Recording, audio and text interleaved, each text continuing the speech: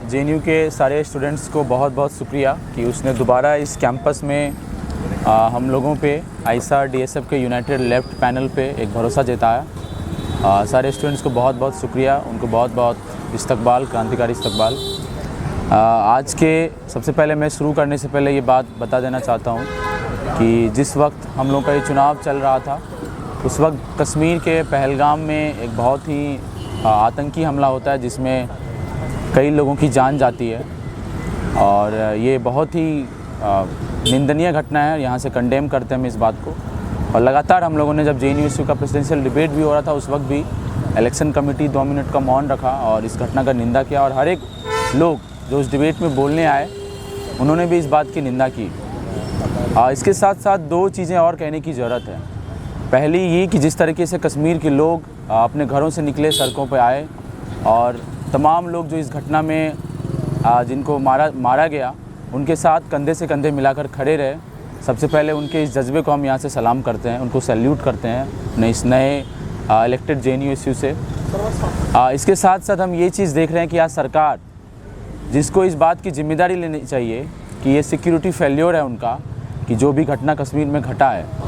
जिस तरीके से सरकार पिछले कई सालों से ये बताने की कोशिश कर रही है कि उसने कश्मीर को सेफ़ और सिक्योर कर दिया है, उस बीच में ये घटना घटा है। सरकार खुद के ऊपर जिम्मेदारी लेने के बजाय आज उसके तमाम मंत्री से लेके विधायक से लेके सांसद,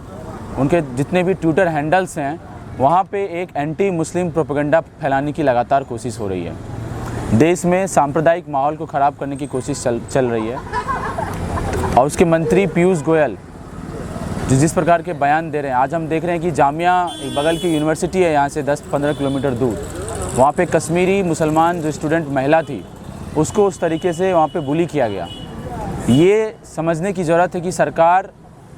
जहाँ पे जिम्मेदारी उसको खुद लेनी चाहिए कि सिक्योरिटी फेल्योर हुआ और ये घटना घटी है।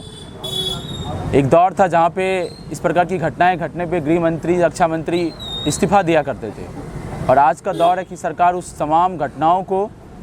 अपने फ़ायदे के लिए देश में सांप्रदायिक माहौल को ख़राब करने में इस्तेमाल कर रही है। हम यहाँ से उसको कंडेम करते हैं। इस दौर में जहाँ पे लगातार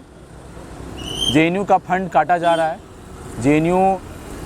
सरकार के द्वारा दी गई रैंकिंग में एक टॉप यूनिवर्सिटी है और उसके बावजूद जेएनयू को जो फ़ंड मिलना चाहिए वो नहीं मिलता है। इंफ्रास्ट्रक्चर की जो हालत इस कैंपस में अभी है, आप वाइस चांसलर के ऑफिस में चले जाइए, आपको बहुत अच्छे सोफ़े मिल जाएंगे, एसी मिल जाएंगे, लेकिन लाइब्रेरी में अभी भी सही से एसी नहीं चलता है, क्लासरूम्स में फ़ैन्स नहीं चलते हैं, साइंस के लैब्स में सही से इंस्ट्रूमेंट्स नहीं हैं, केमिकल्स नहीं हैं। स्कूल ऑफ इंजीनियरिंग और मैनेजमेंट 2 ऐसे नए स्कूल्स खोले गए हैं जिसका फ़ी स्ट्रक्चर इतना हैवी है कि स्टूडेंट उसके बोझ के तले दबे हुए हैं। लेकिन वाइस चांसलर को 1 मिनट का वक्त नहीं मिलता है कि वो उस स्टूडेंट से मिलें और उनके बेहतरी के लिए कुछ करें। आज दौर में जहाँ पे डिबेट और डिसेंट को जिस तरीके से कर्टेल किया जा रहा है, जेएनयू में नया सीपीओ मैनुअल ला करके, चीफ प्रॉक्टर ऑफिस मैनुअल ला करके हर एक प्रोटेस्ट पे यदि आप एक मिनिमम चीज़ करने के लिए भी डीओएस के पास जाके प्रोटेस्ट करते हैं,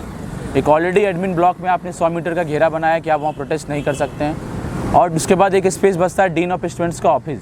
वहाँ भी उन्होंने सीपीओ मैनुअल में लिख दिया कि स्टूडेंट प्रोटेस्ट नहीं कर सकते हैं। और प्रोटेस्ट नहीं, अगर आप प्रोटेस्ट कर रहे हैं तो वहाँ पे आपको लगातार फ़ाइन दिया जा रहा है, आप पे इंक्वायरी आ रही है। लेकिन इस कैंपस में यदि परिषद के लोग वायलेंस करते हैं, स्टूडेंट्स को मारते हैं, पीटते हैं, यदि कावेरी हॉस्टल के दीवारों पे ये लिखा जाता है कि दलित भारत छोड़ो, चमार भारत छोड़ो, तो उसकी इंक्वायरी आज तक नहीं हो पाई है। उनके जो कल्प्रिट हैं उन पे आज तक फ़ाइन नहीं आ पाया।